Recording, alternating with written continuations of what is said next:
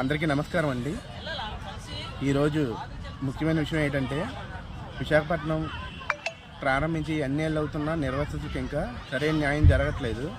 దాని గురించి నిర్వాసితుల నాయకులందరూ ఈరోజు సమావేశమయ్యి తర్వాత కార్యక్రమాలు ఏం చేయాలి, ఎలా చేయాలి అని నిర్ణయించుకోవడం జరుగుతుంది. అలాగే శాశ్వత పరిష్కారం కోసం ఇంకా ముందు నుంచి ఉద్యమాన్ని ముందుకు తీసుకెళ్ళడానికి ఈరోజు సమావేశం జరగడం జరిగింది. ఇంకా ఈ ఉద్యమం గురించి ముందు ఏం జరుగుతుందో తెలుసుకోవడానికి మన నిర్వాసిత నాయకులందరూ మాట్లాడారు. ఇప్పుడు వారి మాటల్లో నెక్స్ట్ జరిగే కార్యక్రమాలన్నీ పెంచాలని కోరుతున్నాం. అందరూ నమస్కారం అండి. ఈరోజు నెహ్రూ పార్కులో 64 గ్రామాల నుండి నిర్వాసితుల కాంట్రాక్ట్ లేబర్ యూనియన్ ఐక్య సంఘం ఆధ్వర్యంలో నిర్వాసితులందరికీ కూడా వన్ టైం సెటిల్మెంట్ చేయాలని ఉద్దేశంతో ఈరోజు భవిష్యత్ కార్యాచరణ రూపొందించుకోవాలని నిర్వాసిత అన్ని గ్రామాల నుండి ఒక 120 మంది కమిటీని ఏర్పాటు చేసి భవిష్యత్తులో నిర్వాసితులు ప్రతి ఒక్కరికి కూడా ఈరోజు స్టీల్ ప్లాంట్ చూస్తున్నాం. ఏ ఒక్కరికి కూడా 2018 నుండి నోటిఫికేషన్ లేదు. అలాగే ఉన్నంటి వాళ్ళు కూడా బయటికి తోసే పరిస్థితి ఏర్పడుతుంది. మరి రోజుకి కూడా స్టీల్ ప్లాంట్ని ప్రైవేట్ వ్యక్తుల చేతిలోకి వెళ్ళిపోయే పరిస్థితి కనిపించింది. కాబట్టి ఈ దిశలో మరి గవర్నమెంట్ మా కార్డుదారులందరికీ కూడా మరి ఇంకా 45 సంవత్సరాలైనా ఇప్పటికీ శాశ్వత పరిష్కారం జరగలేదు. కాబట్టి అందుకని ప్రతి 6 నంబర్కి 1 ఎకరం భూమిగా వన్ టైం సెటిల్మెంట్ చేయాలనే ఉద్దేశంతో మేము ముందుకెళ్తున్నాం. అలాగే భవిష్యత్తులో కూడా మేము గేటు దగ్గర నిరసన చేయాలని కూడా నిర్ణయం తీసుకున్నాం. ఈ వచ్చే నెల 8వ తారీఖున మెయిన్ గేట్ దగ్గర నిరసన చేయాలి ఫ్యామిలీలతో చెప్పి కూడా కార్యక్రమం రూపొందించుకున్నాం. అదేవిధంగా సిటీలో కూడా ప్రెస్ మీట్ పెట్టి అలాగే గ్రామాల్లో ఆటో ప్రచారాలు పెట్టి పాంప్లెట్ గోడ పోస్టులు వేసి ప్రతి నిర్వాసితుడు 6 కార్డు ఉన్న ప్రతి ఒక్కరు కూడా ఫ్యామిలీలతో ఈ యొక్క మెయిన్ గేట్ దగ్గర కూర్చొని నిరసన కార్యక్రమం చేసి ఈ రాష్ట్ర కేంద్ర ప్రభుత్వానికి దృష్టికి తీసుకెళ్లాలని చెప్పి నిర్ణయించాం. ఈ కేంద్ర రాష్ట్ర ప్రభుత్వాలు మేము ఒక 10-15 రోజుల్లో వ్యవధిలో కానీ మా కమిటీ అందరిని కూడా పిలిచి మా సమస్యను వినకపోతే మాత్రం ఖచ్చితంగా మేము ఉద్రిక్తగా ఏర్పాటు చేస్తాం. ఇందులో ఏ ఒక్కర నిర్వాసితులకు కానీ మా కార్మికులు కానీ ఎటువంటి ఆపద జరిగినా మరి కేంద్ర రాష్ట్ర ప్రభుత్వాలే బాధ్యత వహించవలసి వస్తుందని చెప్పి తెలియజేస్తూ ఈరోజే ఒక కార్యక్రమం రూపొందించుకున్నాం. మేము ఎవరైతే పోలీసు డిపార్ట్మెంట్ వాళ్ళకి కానీ విజిలెన్స్ వాళ్ళకి కానీ జిల్లా కలెక్టర్ గారికి కానీ ఇక్కడున్న ప్రజాప్రతినిధులకి రాజకీయ పార్టీలందరికీ కూడా తెలియజేసి మేము తీసుకునే నిర్ణయాన్ని భవిష్యత్ కార్యాచరణను ముందు పెట్టి అందరితో కూడా ప్రజా సంఘాలు అందరితో కలుపుకొని నిర్వాసితులందరికీ కూడా వన్ టైం సెటిల్మెంట్ దిశగా వెళ్తున్నామని చెప్పి సందర్భంగా ఈ మీటింగ్లో తీర్మానం చేయడం జరిగింది. మిత్రులందరికీ ధన్యవాదాలు. మరి ఈరోజు సమావేశం ఇంచుమించు ఒక 120 మందితో అగనంపూడు, వడ్లపూడు, గంగవరం, గంట్యాడ 4 కాలనీలకు సంబంధించినటువంటి ఏరియా కమిటీ సభ్యులతో ఒక మెయిన్ కమిటీని ఏర్పాటు చేయడం జరిగింది ఐక్య సంఘానికి. అందులో ఒక 20 మందిని స్టీరింగ్ కమిటీగా కూడా ఏర్పాటు చేయడం జరిగింది. ఈ steering committee and main committee ఆధ్వర్యంలో భవిష్యత్తులో అన్ని కార్యక్రమాలు కూడా నిర్వహించాలి.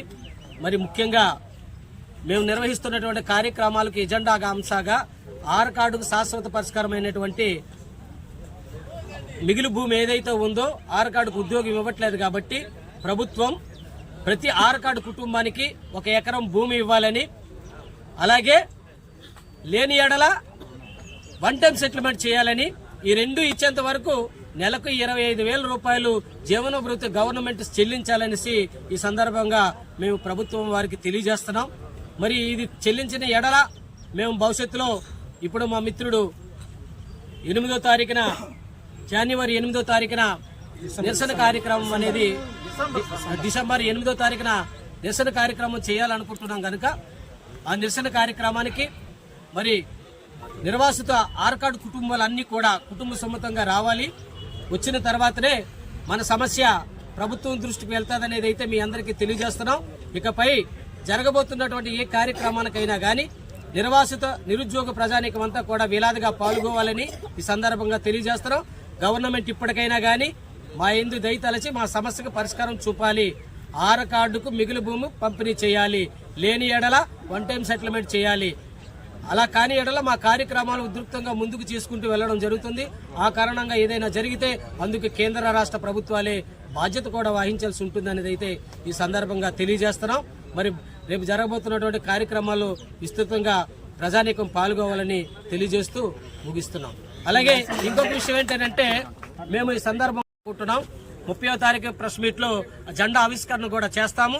ఇప్పుడు ఎంపికైనటువంటి కమిటీని కూడా పూర్తి స్థాయిలో ఆ ప్రెస్ మీట్ ఆధ్వర్యంలో ప్రకటించడం కూడా జరుగుతుందని ఈ సందర్భంగా ప్రజలందరికీ తెలియజేస్తున్నాం. 23వ తారీఖు అండి 11వ నెల 2025 ఈ steel plant park Nehru park లో నిర్వాసితులు అందరం కూడా ఐకమత్యమై కూడుకొని రేపు జరగబోయే ఈ నెల నుంచి మేము కొద్దిగా అధికారుల దృష్టిలోకి కేంద్ర ప్రభుత్వానికి రాష్ట్ర ప్రభుత్వానికి దృష్టిలో మేము ఉన్నామా లేదని గుర్తు చేయడానికి మళ్ళీ మేము ఈ మీటింగ్ ఇక్కడ నిర్వాసితులందరం కూడుకొని మాట్లాడుకున్నామండి. 8వ తారీఖు నెక్స్ట్ నెల 8వ తారీఖున ప్రెస్ మీటింగ్ ఉంది. 30వ తారీఖున కూడా ధర్నా చేద్దాం అనుకుంటున్నాం మేము అంతను. ఎందుకంటే 64 గ్రామాలు తీసుకున్నారండి స్టీల్ ప్లాంట్. 26 ఎకరాలు తీసుకుందండి. 16,000 ఆర్కాడ్లు ఇచ్చారండి. 8,000 మంది మాత్రమే ఇప్పుడు ఉద్యోగాలు చేస్తున్నారు. ఇంకా 8,000 మంది ఆర్కాడ్లు ఉండిపోయండి. ఆ 8,000 మంది కూడా ఏంటంటే యూనియన్ గా వెళ్ళి స్టీల్ ప్లాంట్ లో 20,000కి 15,000కి చేస్తున్నారండి కాంట్రాక్టుల దగ్గర. వాళ్ళకి కూడా తొలగించేశారండి ఈ మధ్య. అయితే కేంద్ర ప్రభుత్వానికి అసలు న్యాయం అనేది కనిపిస్తుందో లేదో తెలీదు. కళ్ళు మూసుకుంటున్నారా? ఎందుకంటే మేము గెలిపించింది ఎందుకు? మమ్మల్ని ఎందుకంటే ఇక్కడ స్టీల్ ప్లాంట్ భూములు ఎందుకు ఇచ్చాము? మాకు ఉద్యోగం ఇస్తారు, మాకు దారి చూపిస్తారనే కదా. అప్పుడు మా తల్లిదండ్రులు చదువుకోలేదు కాబట్టి ఇంటికి 12 మంది సంతానము, 10 మంది సంతానము, 6, 8 మంది దాకా కన్నారు మా తల్లిదండ్రులు.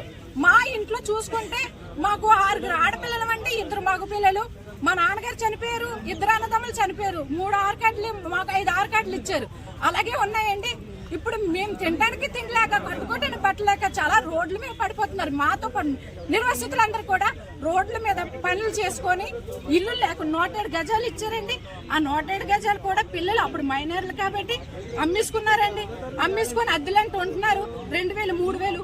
ఇప్పుడు చూసుకుంటే ఈ ప్రభుత్వంలో చూసుకుంటే ఇప్పుడు 5,000 కడితేనే కానీ ఎక్కడ రెంటలు దొరకట్లేదు. చాలా ఇబ్బంది పడుతున్నారు. రెంట్లే కట్టుకోవాలా, పిల్లల్ని చదివించుకోవాలా, తింటే తినాలా, ఎక్కడి నుంచి వస్తుంది? మా 8,000 మంది ఆర్కాడ్లు కూడా అలాగే మిగిలిపోయాయి. మరి మాకు అది కాదు. ఇప్పుడు దాకా మాకు చాలా ఎందుకంటే 40 సంవత్సరాలు అవుతుంది మా భూములు తీసుకొని. ఈ 45 సంవత్సరాలు కూడా న్యాయం జరుగుతుందని చూస్తున్నాం. ఈ ప్రభుత్వాలు వస్తున్నారు కానీ అన్ని ప్రభుత్వాలు, అన్ని అధికారులు, కాంగ్రెస్ కానీ, వైఎస్ఆర్సీపీ కానీ, టీడీపీ కానీ, కాంగ్రెస్ కానీ అన్ని వస్తున్నాయి కానీ మా బ్రతుకులు మారట్లేదు. మా బ్రతుకులు మాత్రం అలాగే ఉన్నాయి. ఎక్కడ వేసిన గొంగలు అక్కడే ఉన్నట్టు అలాగే ఉంటుంది మా పరిస్థితి. ఇప్పటికైనా కేంద్ర ప్రభుత్వము, రాష్ట్ర ప్రభుత్వం కూడా, ఎందుకంటే రాష్ట్రంలో ఉన్న వాళ్ళందరూ కూడా నాయకులు కూడా కేంద్ర ప్రభుత్వానికి సపోర్ట్ చేశారు. వాళ్ళు పెట్టి రాష్ట్ర ప్రభుత్వం పెట్టే కదా మేము కూడా ఓట్లేసాము. రేపు కేంద్రము మమ్మల్ని గుర్తిస్తుంది, మాకు న్యాయం చేస్తుందనే కదా మేము చూస్తున్నాం. మీరు ప్రైవేట్ కన్నా చేసేసి ప్రైవేట్ వాళ్ళకి కోట్ల కోల్ది అమ్మేసుకుంటే మా పరిస్థితులు ఏంటి? మా 8,000 ఆర్కాడ్లకు మీరు న్యాయం చేయండి. 1 సైడ్ సెటిల్మెంట్ చేయండి. ఎందుకంటే మాకు ఎకరం భూమి కావాలి. ఎందుకంటే ఇంకా చాలా భూమి మిగిలి ఉండిపోయింది కాబట్టి మాకు ఎకరం భూమి మీరు మాకు ఇచ్చి మాకు న్యాయం చేయండి. మీరు మా న్యాయం చేస్తారని ఇప్పుడైనా మేము ఆశిస్తున్నాము. అలా జరగకపోతే మాకు పిల్లలతో పాటు మేము అందరం కూడా రోడ్డుకి దేనికైనా తెగించడానికి సిద్ధంగా ఉన్నాము. మీరు మమ్మల్ని గుర్తించి మీరు మాకు న్యాయం చేస్తారని కేంద్ర ప్రభుత్వం, రాష్ట్ర ప్రభుత్వం ఆశిస్తున్నాం.